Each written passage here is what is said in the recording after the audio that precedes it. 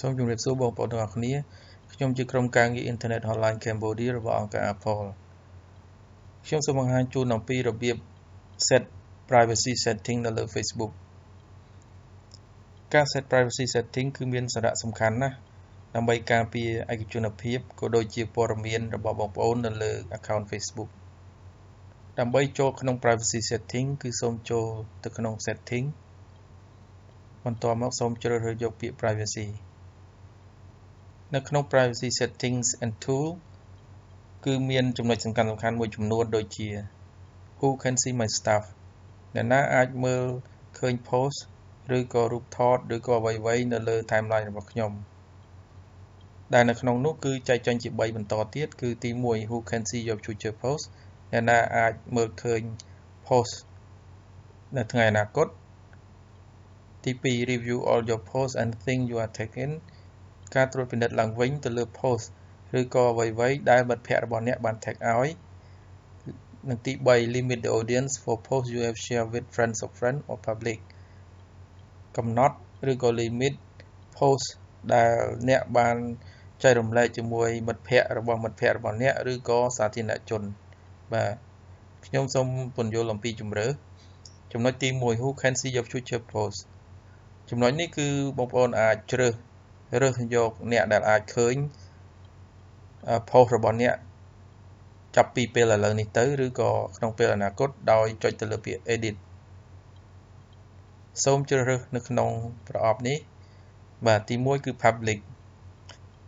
បើបងប្អូនជ្រើសរើសយក public គឺមានន័យថា post របស់លោកអ្នកនៅថ្ងៃអនាគតគឺនឹងអាចមើលឃើញដោយសាធារណជនបាទបើបងប្អូនជ្រើសរើសយក friends គឺមានន័យថាមានតែមិត្តភ័ក្តិរបស់បងប្អូននៅលើ account Facebook ទេទើបអាចមើលឃើញ post របស់បងប្អូនទៅថ្ងៃអនាគតបានខ្ញុំសូមជូនជាយោបល់ថាគួរតែជ្រើសរើសយក friends ព្រោះថាបើជ្រើសរើសយក public គឺបងប្អូនអាចជួបនៅហានិភ័យដែលបង្កឡើងដោយមនុស្សដែលបងប្អូនមិនស្គាល់នៅទូទាំងពិភពលោកក្នុងគោលបំណងកេងប្រវ័ញ្ចឬក៏រំលោភបំពានផ្សេងៗបងប្អូនក៏អាចជ្រើសរើសយកជម្រើសជាក់លាក់ផ្សេងទៀតផងដែរដោយចុចទៅលើ More option បាទក្នុងនោះគឺទី1 Only me បើបងប្អូនចង់ឲ្យការ post ទៅថ្ងៃអនាគតរបស់បងប្អូនបាទអាចមើលឃើញតែរូបបងប្អូនផ្ទាល់ទេគឺសូមចុចទៅលើ Only me Custom បងប្អូនក៏អាចមានជម្រើសជាក់លាក់ផ្សេងទៀតផងដែរសូមចុចទៅលើ Custom ប្រសិនបើបងប្អូនចង់ឲ្យមិត្តភ័ក្តិមួយចំនួនជាក់លាក់ណាដែលអាចមើលឃើញ post ដែលបងប្អូន post នៅថ្ងៃអនាគតគឺសូមវាយឈ្មោះរបស់ពួកគេចូលនៅក្នុងប្រអប់ខាងលើនេះបាទឧទាហរណ៍បាទហើយសូមចុចពាក្យថា Save Change បងប្អូនក៏អាចផ្ញើក៏អាចកំណត់អំពី post ដែលបងប្អូននឹង post ទៅថ្ងៃអនាគតឲ្យមិត្តភ័ក្តិរបស់បងប្អូនមើលឃើញផងដែរដោយចុចទៅលើពាក្យ friends ឬក៏ friend of friends ហើយនៅប្រអប់ខាងក្រោមនេះបងប្អូនអាចដាក់ឈ្មោះបុគ្គលណាដែលបងប្អូនមិនចង់ឲ្យឃើញ post របស់បងប្អូននៅថ្ងៃអនាគតបាទឧទាហរណ៍ដូចនេះគឺមានន័យថា post របស់បងប្អូននៅថ្ងៃអនាគតគឺមិត្តភ័ក្តិរបស់បងប្អូនទាំងអស់នៅលើ Facebook អាចមើលឃើញលើកលែងតែបុគ្គលឈ្មោះនេះបាទហើយបន្តមកសូមចុចពាក្យថា Save Change ចំណុចបន្ត Who can contact me នរណាអាចតាក់ទងខ្ញុំបានបាទដែលនៅក្នុងចំណុចនេះគឺមាន Who can send you friend request អ្នកណាអាចផ្ញើ friend request មកកាន់អ្នកបានបាទកន្លែងនេះគឺសូមចូលទៅពាក្យ edit ហើយជ្រើសរើសយក everyone ឬក៏ friends of friends ដើម្បីកាត់បន្ថយនៅហានិភ័យខ្ញុំសូមណែនាំបងប្អូនឲ្យជ្រើសរើសយក friends of friends បាទចំណុចបន្ត Who can look me up អ្នកណាអាចស្វែងរក profile ឬក៏ព័ត៌មានអំពីខ្ញុំនៅក្នុងនោះគឺមាន3ចំណុចបន្ថែមទៀតគឺទី1 Who can look you up using the email address you provided អ្នកណាអាច ស្វែងរកអ្នកដោយប្រើ email address ដែលអ្នកបានផ្ដល់ឲ្យ Who can look you up using the phone number you provided អ្នកណាអាចស្វែងរកអ្នកឬក៏ព័ត៌មានអំពីអ្នកដោយប្រើលេខទូរស័ព្ទដែលអ្នកបានផ្ដល់ឲ្យ Do you want other search engine outside of Facebook to link to your profile តើអ្នកចង់ឲ្យម៉ាស៊ីន search ផ្សេងៗភ្ជាប់ជាមួយនឹង profile របស់អ្នកឬទេបាទអញ្ចឹងខ្ញុំសូមពន្យល់ពីជំរើសមួយទី1គឺ Who can look you up using the email address you provided កន្លែងនេះគឺសូមចុចពាក្យលើ edit បងប្អូនអាចជ្រើសរើសយក everyone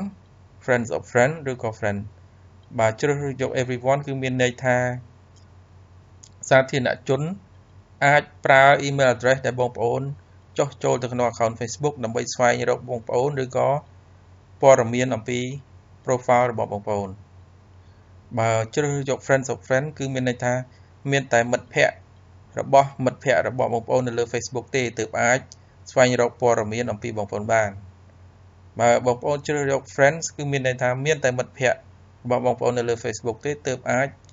ស្វែងរកព័ត៌មានអំពីបងប្អូនបានអញ្ចឹងខ្ញុំសូមផ្ដល់យោបល់ថាសូមជ្រើសរើសយកឬក៏ select friends ចំណុចបន្ទាប់ Who can look you up using the phone number you provided បាទ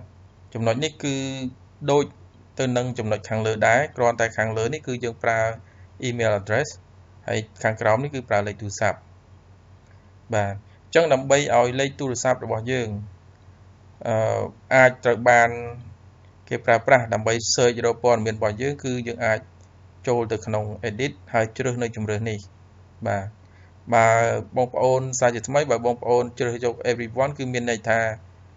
សាធារណជនអាចប្រើលេខទូរស័ព្ទដើម្បីស្វែងរកបងប្អូនបាន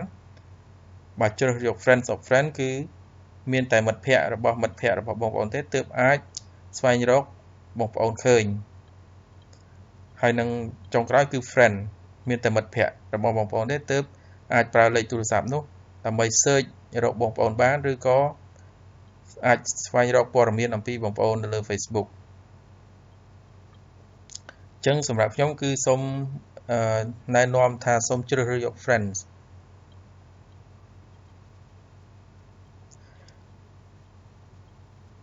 ចំណុចបន្តគឺ Do you want search engine outside of Facebook to link to your timeline តើអ្នកចង់ឲ្យម៉ាស៊ីន search ផ្សេង link ជាមួយនឹង account Facebook របស់បងប្អូនឬទេបាទ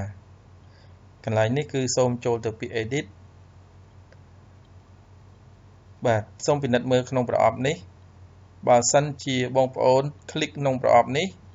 គឺមានន័យថាបងប្អូនអនុញ្ញាតឲ្យម៉ាស៊ីន search ផ្សេងៗដូចជា Google ដូចជា Yahoo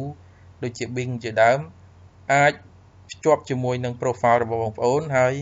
សាធារណជនអាចប្រើម៉ាស៊ីន search ទាំងនោះដើម្បី search រក profile របស់បងប្អូនបានចំពោះខ្ញុំសូមផ្ដល់ជាយោបល់ថាគួរតែមិនភ្ជាប់ម៉ាស៊ីន search ទាំងនោះជាមួយនឹង profile របស់បងប្អូនទេបាទអញ្ចឹងយើងដោះ tick ចេញហើយចុចទៅលើពាក្យ turn off មូលហេតុដែលយើងមិនចង់ឲ្យម៉ាស៊ីន search ទាំងនោះភ្ជាប់ជាមួយ account profile របស់យើងព្រោះថាប្រសិនបើយើងភ្ជាប់ជាមួយម៉ាស៊ីន search ទាំងនោះគឺសាធារណជនឬក៏ក្នុងនោះរួមទាំងមនុស្សអាក្រក់ផងដែរក៏អាចប្រើលេខទូរស័ព្ទឬក៏ឈ្មោះឬក៏ព័ត៌មានអំពីយើងឬក៏ email address របស់យើងដើម្បី search រក profile Facebook របស់យើងឬក៏ព័ត៌មាននានានៅក្នុង profile Facebook របស់យើងផងដែរដូច្នេះហើយគឺ